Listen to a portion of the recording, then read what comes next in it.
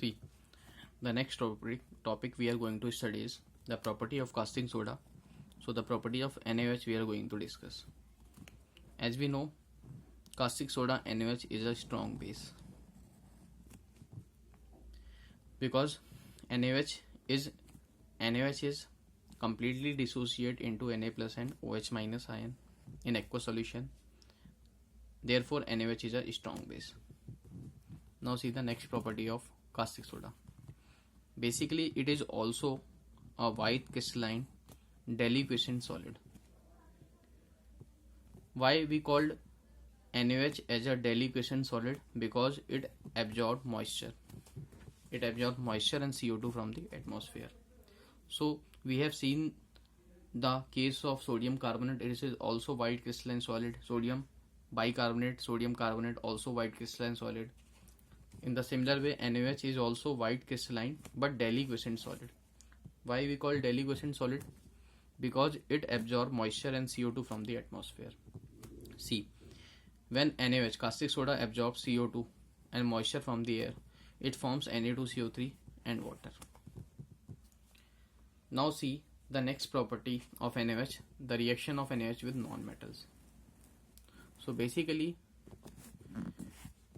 when the non-metals like halogen and phosphorus reacts with NaOH, it undergo disproportionation reaction.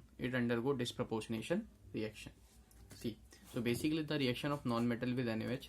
So non-metal like halogen and phosphorus undergo disproportionation with NaOH. See, for example, let's take the example of halogens. So basically, when halogens X2 like bromine, halogen can be bromine, chlorine and iodine. Why fluorine is not used? Because we know fluorine cannot show oxidation state other than -1. So due to high electronegativity, fluorine can show only oxidation state of -1. Therefore, fluorine do not undergo disproportionation reaction. Also, fluorine is the strongest oxidizing agent. Now see, so disproportion reaction for halogens like bromine, chlorine and iodine, not for fluorine. See, when X2 reacts with NaOH, it undergo disproportionation. For example, we can see when X2 reacts with cold and dilute NaOH. So when X2 reacts with cold and dilute NaOH, then the products are, we can also see when X2 reacts with cold and dilute. So for example, when Cl2 reacts with NaOH and NaOH used here is cold and dilute. So the products obtained are NaCl and NaClO with water. We can see chlorine in standard form, oxidation number is 0. While here oxidation rate of chlorine is -1 and here oxidation rate of chlorine is +1. So basically chlorine with cold and dilute NaOH, as oxidation number of chlorine is decreased from 0 to -1 in this case, while increased from 0 to +1 in this case. So we can see that the oxidation state of chlorine increases and also decreases. Means the same element undergo reduction and oxidation. Therefore, the reaction is disproportionation reaction. In the same way, when Cl2 reacts with hot and concentrated NaOH. So, when Cl2 reacts with halogen hot and concentrated NaOH, then the products are NaCl plus NaClO3. This compound is called sodium chloride, hypochlorite, and this compound is sodium chlorate. Now see the oxidation state. The oxidation state of chlorine in this compound is 0. The oxidation state of chlorine in this compound is -1, while the oxidation state of chlorine in this compound is +5. Again, 0 to -1 means reduction. While 0 to +5 means oxidation. So basically, we can see again the same element undergo oxidation and reduction. So this is also an example of disproportionation reaction. Means the halogens, it can be X2 can be Cl2, Br2, I2. When reacts with cold and dilute, then products are NaX and NaXO. While When halogen react with hot and concentrated NaOH, then the products are when X2 means NaX plus NaXO3, and both reactions are disproportionation reaction. Now see the cases. So basically, when X2 reacts with cold and dilute NaOH, the products are NaX and NaOX plus H2O. So basically the same element undergo reduction because oxidation is state from 0 to -1 and 0 to +1. Reduction and oxidation of the same element, therefore the reaction is disproportionation reaction. And fluorine do not undergo disproportionation. Why? Because fluorine is the strongest oxidizing agent. So fluorine being a strongest oxidizing agent, it will oxidize NaOH. So basically when fluorine is used with NaOH, so fluorine oxidize NaOH from NaOH to O2. So basically NaOH get oxidized to O2. Oxidation state of oxygen changes from -2 to 0. So it do not undergo disproportionation reaction because fluorine is the strongest oxidizing agent and it oxidizes NaOH into O2. Now see for another non-metal. See for another non-metal we can also see, if we use phosphorus instead of halogen with NaOH, then again the reaction P4 with NaOH gives PH3 plus NaH2PO2 plus NaH2PO2. So basically the oxidation state of phosphorus in this compound is 0 and oxidation state of phosphorus in this compound is -3, while the oxidation state of phosphorus in this compound is +1. So this is the oxidation state of phosphorus. 0 to -3 means reduction, while 0 to +1 means oxidation. 0 to +1 means oxidation and here it is reduction. So the same element when reacts with NaOH, non-metal phosphorus, it undergo reduction and oxidation. Therefore this reaction is also disproportionation reaction. Now we will see the manufacturing of sodium. So the next method is manufacturing of sodium. See, this is very simple method. Manufacturing of sodium. Basically sodium metals are prepared. Sodium metals are prepared by the electrolysis of molten electrolyte. So sodium metal is prepared by the electrolysis of molten electrolyte. This molten electrolyte basically contains 40% NaCl and 60% CaCl2. So sodium metal is prepared by the electrolysis of molten electrolyte which contains 40% NaCl and 60% CaCl2 electrolyte. When electrolysis takes place, we obtain sodium metal at cathode as Na plus gains electron. Na plus gains electron and gives sodium metal at cathode because gain of electron means reduction. So this reaction takes place at cathode.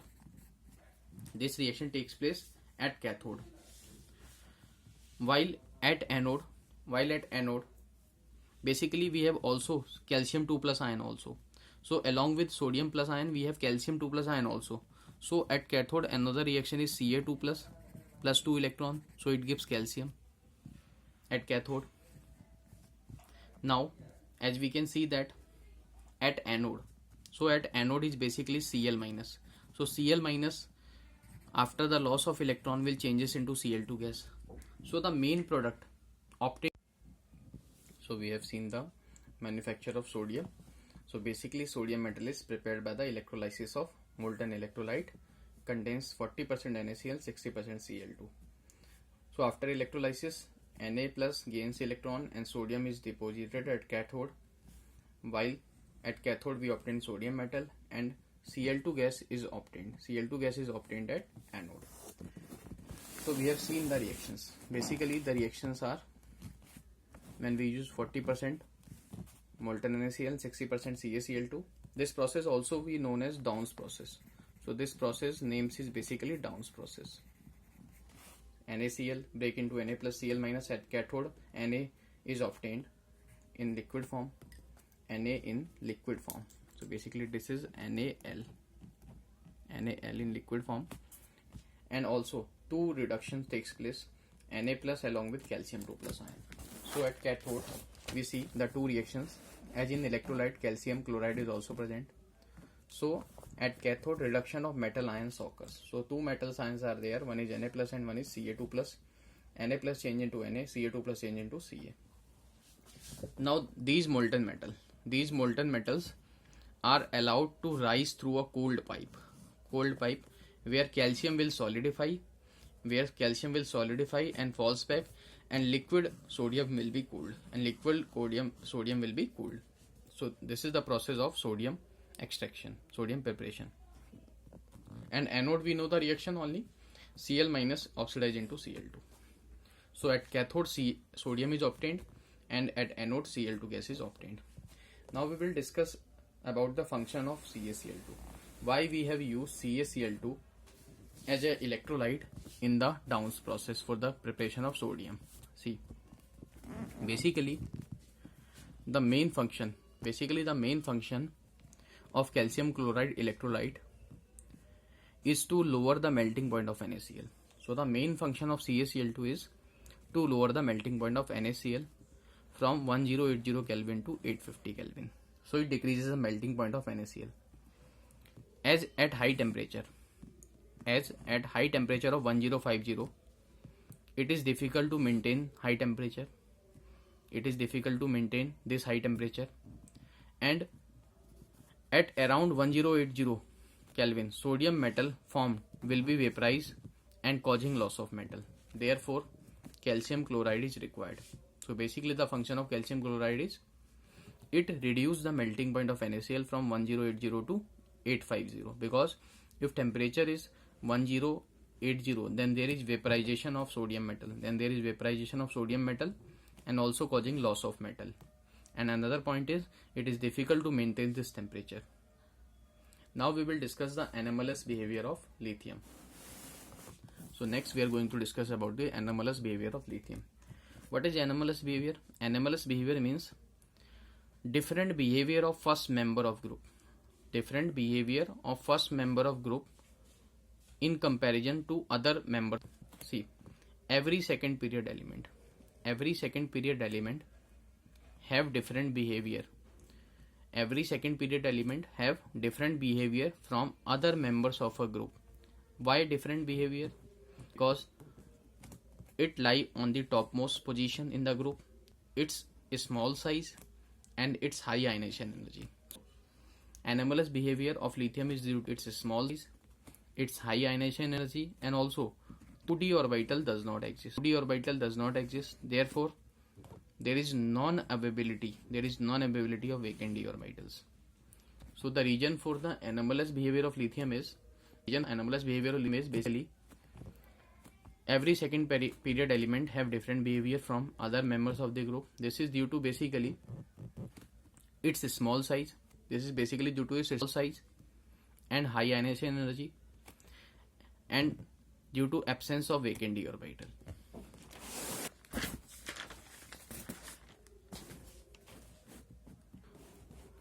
So basically due to their small size, they have high polarizing power. As we know, polarizing power is directly proportional to covalent character. So basically for lithium and beryllium, when we discuss about for lithium and beryllium, due to the small size of lithium and beryllium, they have high polarizing power. Therefore, high polarizing power means covalent character. Therefore, most of the compounds of lithium and beryllium are covalent in nature. Due to the small size, they have high polarizing power. Therefore, most of the compounds of lithium and beryllium are covalent in nature. Now see the point of difference. So basically in the point of difference, the first point is lithium has higher melting point and boiling point. See the anomalous behavior of lithium. Lithium has higher melting point and boiling than other members of the group. Why?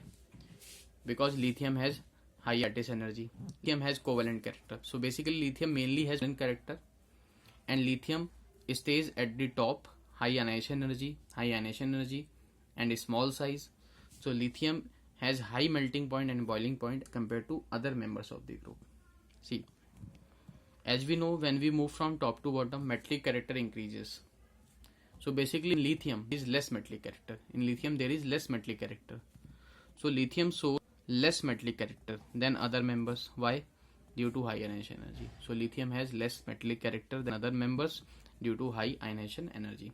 See, so 2 point of difference we have noted. Lithium has high melting point, boiling point as compared to other members. Lithium shows less metallic character than other members due to high ionization energy. Now see, only lithium of group 1 combines directly with nitrogen and forms nitride. So other members of alkali metals do not combines with nitrogen directly, while lithium combines with nitrogen directly and form lithium nitride. And lithium nitride on hydrolysis gives LiOH with the evolution of ammonia gas. So nitride ion convert into ammonia gas. Now see the next property of lithium. Anomalous behavior of lithium. So basically, lithium on reaction with air. So lithium on reaction with air forms monoxide only. So basically, when lithium reacts with air, it forms only monoxide of Li2O, while the other members form peroxide and superoxide. So this is also anomalous behavior. We can see that when lithium combines with oxygen, it forms lithium as a monoxide. When sodium combines with oxygen, it forms peroxide. And when potassium combines with oxygen, it forms superoxide. So this is also anomalous behavior of lithium. Now see another difference of lithium. Li2CO3, we know lithium mostly compounds due to small size are covalent in nature.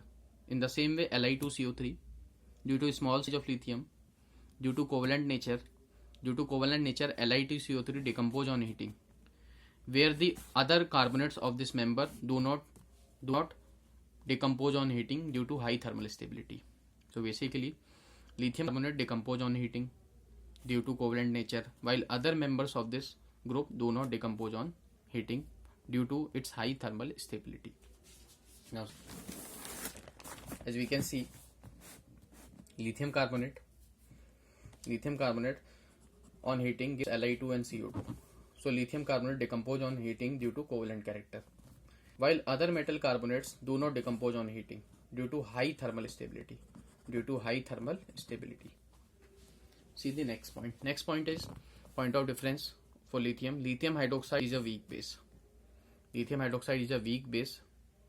As we know, basic character increases from lithium hydroxide to cesium hydroxide.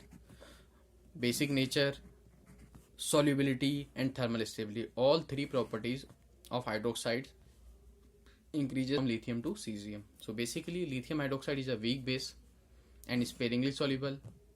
So lithium hydroxide also decompose on heating. Whereas other hydroxides do not decompose on heating. So lithium carbonate also decompose on heating, and lithium hydroxide also decompose on heating and gives Li2O and water. Now we will see the decomposition of nitrates. See, the next point of difference is decomposition of nitrates. So when lithium nitrate is heated, so lithium nitrate on heating gives lithium oxide with evolution of NO2 gas, which is brown in color. When other metal nitrates are heated, for example, when sodium nitrate is heated, it gives sodium nitrite and oxygen gas.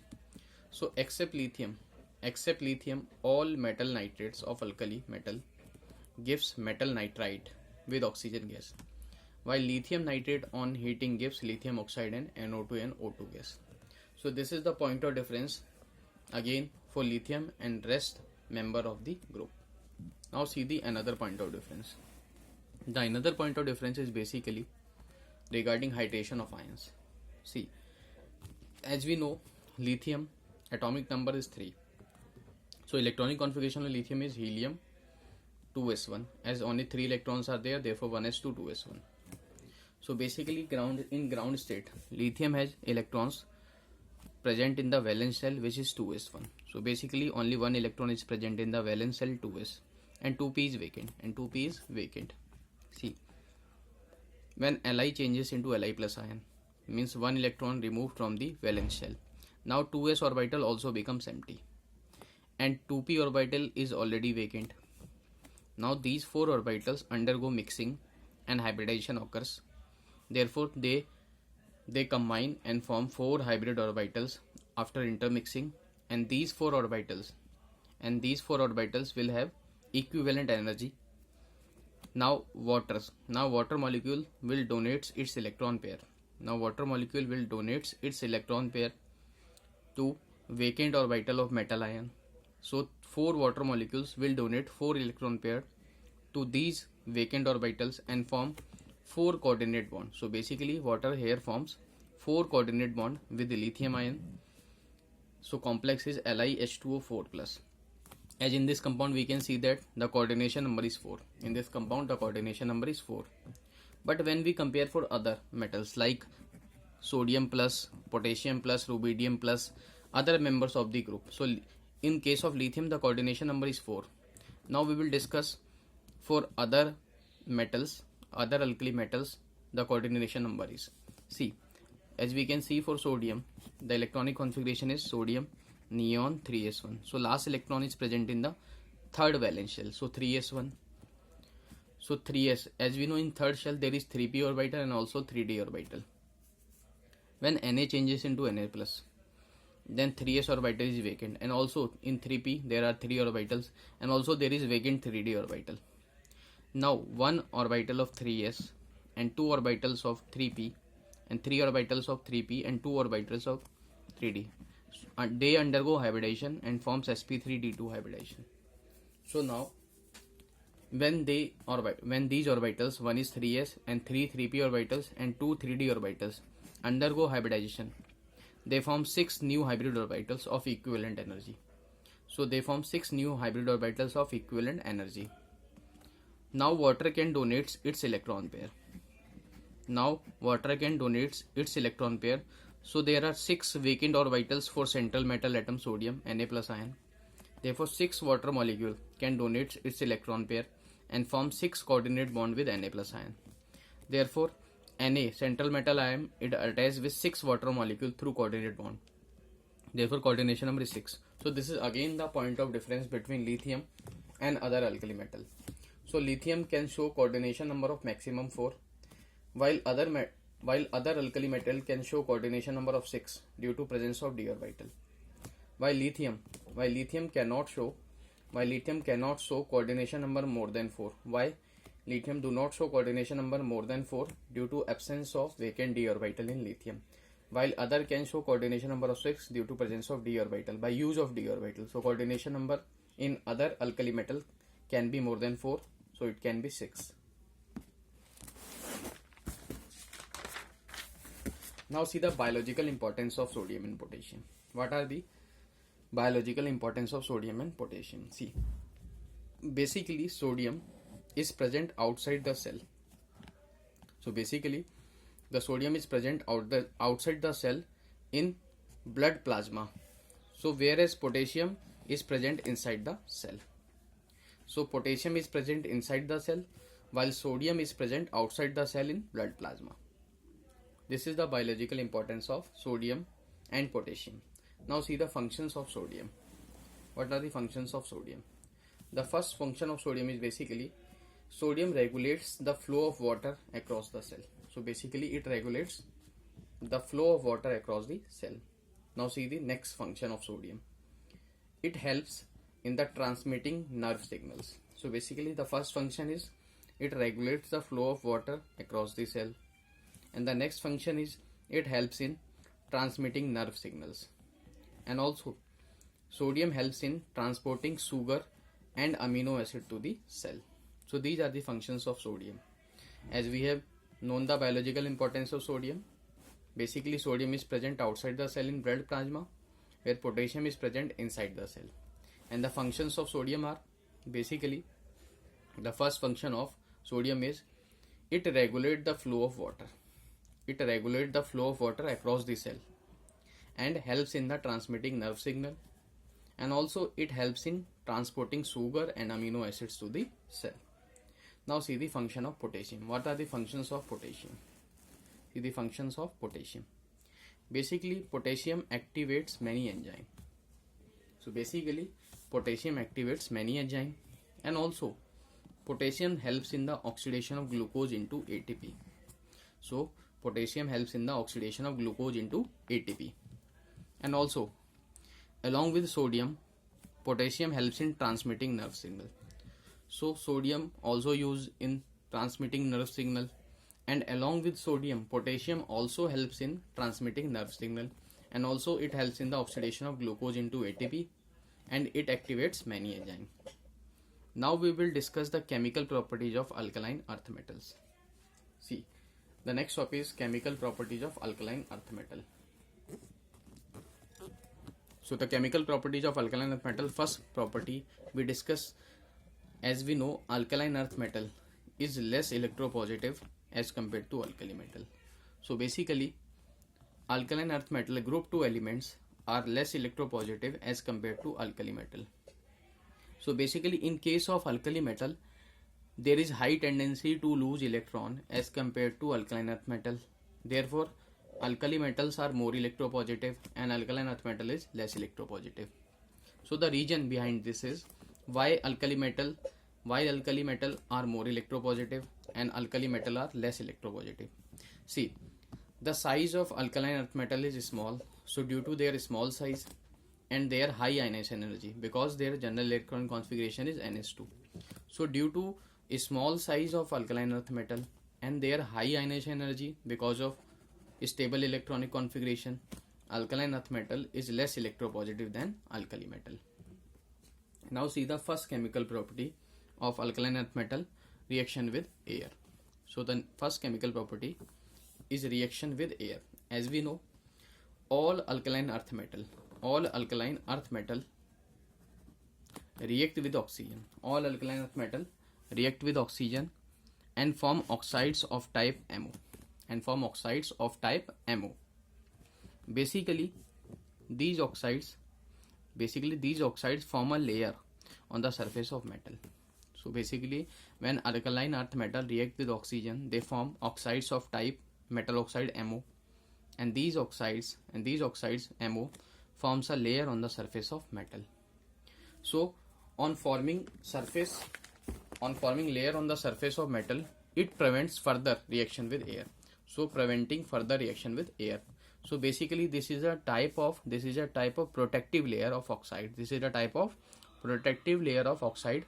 Which prevents further reaction with air. Now we see for beryllium, magnesium, calcium, strontium and barium. So basically, in case of beryllium and magnesium, oxide layer formed on the metal surface is not continuous. When oxide is formed by beryllium and magnesium, this oxide layer is not continuous. It means when the oxide layer is not continuous on the surface of beryllium and magnesium, so they can further react with air. So beryllium and magnesium can further react with air because in beryllium and magnesium, oxide layer is not continuous. While in the case of calcium, strontium and barium, there is continuous oxide layer. So if the oxide layer is continuous, means this is passive. Due to formation of this oxide layer, which is protective, as oxide layer is protective in nature and this layer is continuous oxide layer, therefore it is passive, means not active. So due to formation of this oxide layer on calcium, strontium and barium, which is continuous, these metals become passive in nature. So these metal further will not react with air. While beryllium and magnesium can further react with air because the oxide layer is not continuous. While calcium, barium and strontium, there is continuous oxide layer. Therefore, these metals become passive and cannot react further with air. Now see the chemical property of alkaline earth metal. As we know, beryllium and magnesium react with air, forming oxides and nitride. So basically, when reacts with air, it form oxide, and when reacts with nitrogen, form nitride. So when beryllium reacts with oxygen, it forms a protective layer oxide of beryllium, which is beryllium oxide. And also see, when beryllium combines with oxygen, air, it forms beryllium oxide. And also when magnesium bonds with air, means magnesium reacts with air, means reacts with oxygen, and magnesium reacts with nitrogen. As we know, magnesium can directly combine with nitrogen. So magnesium burns with dazzling fire. So magnesium burns with dazzling fire in air, forms, when magnesium combines with O2 it forms magnesium oxide, and when magnesium combines with nitrogen it forms magnesium nitride. So basically magnesium burns with dazzling fire in air, forms magnesium oxide because magnesium combines with oxygen, and forms magnesium nitride because magnesium combines with nitrogen, forms magnesium nitride, which is Mg3N2.